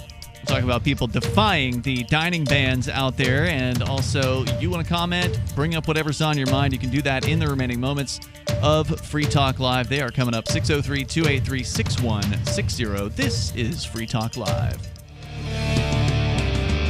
It is Free Talk Live. Open phones here. Well, actually, the phones are busy, but when they do open up, you'll be able to call in. 603-283-6160, or call us on our Matrix chat server. You can go to chat.freetalklive.com and learn how to do that there. With you tonight, it's Ian. And nobody. I think that might be a tomorrow night project. This is our last segment. What would be a project tomorrow night? Calling in. No, you can call in. Oh, okay. No, it's cool. It's just we got people on the lines right now, but we will not have them forever because we're going to go through those calls next. It's true. We're going to your calls, and we'll start out with Jack calling us from New Hampshire. Jack, you're on Free Talk Live with Ian and Nobody. Hey, guys. How we doing tonight? What's on your mind? Well, actually, I got a bunch of things on my mind. All right, pick one. The first one is going to be back on October 30th, 2020, the New Hampshire Supreme Court ruled that the lorry list in New Hampshire was not protected under the state's right to know law anymore. Now, we have to explain, anytime you bring up the lorry list, we have to explain what that is. And there's a long history behind this list, so I'm going to try to sum it up as quickly as possible. Basically, at some point, the New Hampshire government created this list of cops that had some very nasty issues brought up about their behavior. Police who were not to be trusted. Yeah, for whatever reasons. Absolutely. Maybe it was because they were raping people. Maybe it was because they were murdering people. Maybe it was because they were stealing from the candy jar. I don't know. We don't know, because the lorry list has been hidden from public view for as many decades as it's been around. When they should have been hiding these cops from public view in the local prison. Yeah, unfortunately they're protecting them. So what you're saying is the Supreme Court in New Hampshire finally ruled that this particular list of bad cops that many of whom are still on the job, was no longer subject to being protected from being released. Is that right? That's correct. And I just wanted to ask you guys if you're aware of House Bill 39 that was introduced January 12th by Senator Sharon Carson. No, what is it? Trying to make it private again. Oh, God. Oh, good. Yeah, I just want to get it out there because I found you guys when I was on the inside over at Stratford County. I was jail. able to find. Yeah. Yeah. There's a lot of corruption here in this state. Oh, yeah. And I'm getting sick of it. And I'm going to start calling you guys with a whole bunch more stuff. But, yeah, this House Bill number 39, she's trying to make it private again. And I don't understand how they can do that where the Supreme Court just ruled it's not to be private anymore. Yeah, and I mean, every prosecutor who calls a cop from that list as a witness and does not provide a copy of that list, in my opinion, is engaged in prosecutorial misconduct, specifically Absolutely. withholding of exculpatory information. And that is a criminal act for which that district attorney can and should be jailed. Mm-hmm. If they are using cops that are on that list and not disclosing, they deserve to go to jail. Well, I'm going to tell you guys right now, I can't get into too much detail because I still got stuff going on, but I was arrested on false accusations, and they kept me in there for 11 months before I never waived my right to a speedy trial before I finally get out. How did you get out? They finally, because I didn't waive my right to a speedy trial. But listen, you won a speedy trial motion to get out. No. What did they do? How did you get out? Well, listen, you don't waive your right to a speedy trial. They have to give it to you within a certain amount of time, even though there's no time specified on how long it takes. Well, now what they say in New Hampshire is that you have to demand the speedy trial. Otherwise, they presume you didn't want it. Correct. And I demanded it, and this COVID crap kept me in there as well. Mm-hmm. And listen, did they drop the charge? No, I'm still going through this mess. You're still in jail. Okay. No, he's not in jail. I was for almost a year. I was in there, and I heard Cantwell calling you guys because we have tablets when we're in there, and I picked you up on a radio show on station WT. I don't know if we just lost you. Are you still there? No, I'm still here. Okay. I'm still here. No, I picked you guys up on a tablet, listening to WTSN. Right. Now, what was it? Nobody just said this withholding evidence. I had a ruling back, let's say, 6 months ago, maybe more than that now, and the judge made an order that everything was supposed to be turned over. Well, just last week, I'm getting more stuff handed over, and I don't understand how they can get away with it. Yeah. They are not bound by their own rules. No. And that is the realization that changed me from a Constitution thumper to an anarchist. Because if they won't play by their own rules, it doesn't matter what the rules say anymore.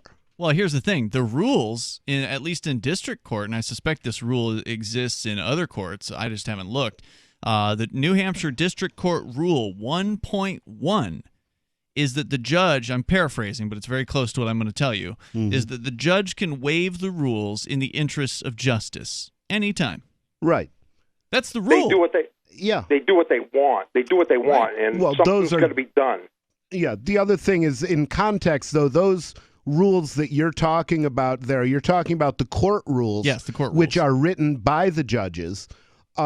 But what I'm talking about is the rules that are supposed to limit the judges. And by that, I mean the constitutional rules, the right to due process of law, the right not to be made to incriminate yourself, the right to if they don't security respect in your person and effects from unreasonable search and seizure. Yeah, and if they don't respect those rules, then you get to ask their judge buddies to appeal. Yeah. Which sometimes works and sometimes doesn't. Yeah, and I'm going to have to do that. But, this whole system's broke, and it needs to be fixed. They want justice reform. We have to do something, and I don't know how we're going to do it, but something has to be done. I used to think the system was broken, and then I realized that it's operating exactly the way its owners want it to operate. The thing well, is, it's not operating for its stated goals, and it's not operating for our good. No, it's for their good, right. their benefit. You got that right, because even the sentencing they hand down is unfair. It should be the same. You get charged with something, it should be the same for everybody. You know what I mean? Whether you're male, female, African American, Hispanic, they don't do it that way. And the 14th Amendment says that. And if you're a cop, you get special treatment. I got another situation I'll call you guys about another time. I don't want to get into that unless you want to Jack, stay on the line. I'll look forward to hearing from you. And I'm glad you found the show out there, and it's always nice when we find out that people who are on the inside have been listening to Free Talk Live. So I want to invite you to call anytime. Only once per night is our limit, but we'd love to hear from you again, and thanks for sharing tonight. Especially when I'm on, I've been where you are, it sucks, and I would love to talk to you further about it, bro. Thank you, Jack, for the call tonight. I appreciate it. Stay strong. Dave is in California. You're on Free Talk Live. Hello, Dave. Oh, howdy. Yeah, I'll go fast. I understand you only got about a minute. You got more than that, go ahead. 20 years ago, Enron looted California. They called it a deregulation of electricity, but what it set it up was that people who had an account with a power company, they would have to buy an average amount per month. And then once they topped out that average amount, then it got into an auction block. And so where if they used up 1 megawatt of power per week, and then all of a sudden in a cold snap or in a hot spill, they ended up doing 1,200 megawatts. I was talking to a public service commission person out here in California today, and she's saying that in California there is no upper limit.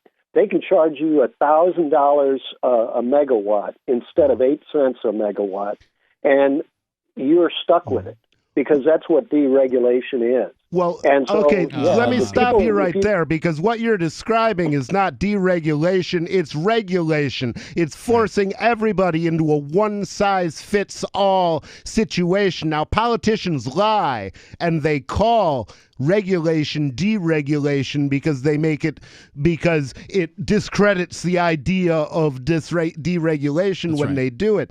But under a deregulated system, you would be able, if your power company was charging you too much, you would be able to start your own power company and sell power to your neighbors at a more reasonable price. Or you would be able to buy power from another person who had chosen to compete with the Enrons of the world, but it is regulation that locks you into dealing with Enron. Anybody that could look at the California structure for power and think that is somehow a deregulated setup is not paying attention. There's a tremendous amount of regulation and government control in that state. It's tore up from the floor up.